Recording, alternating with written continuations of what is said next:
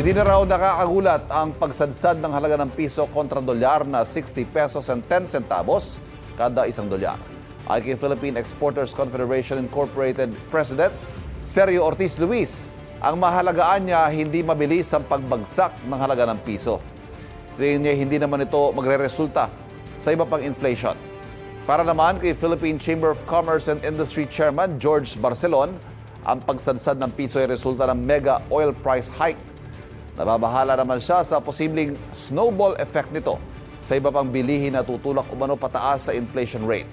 May kapangyarihan ng Bangko Sentral ng Pilipinas na kontrolin ang paggalaw ng halaga ng piso sa pamamagitan ng pagbili ng dolyar o pagbenta nito mula sa dollar reserves ng bansa para hindi masyadong sumipa ang foreign exchange rate. Sa isang pahayag, sinabi ng BSP na batay sa flexible foreign exchange rate policy, ang iniiwasan lang nila ay ang malakihang paggalaw ng palitan ng piso na maaaring makaapekto sa inflation. Kapuso, huwag magpapahuli sa latest news and updates. Mag-iuna ka sa balita at mag-subscribe sa YouTube channel ng GMA Integrated News.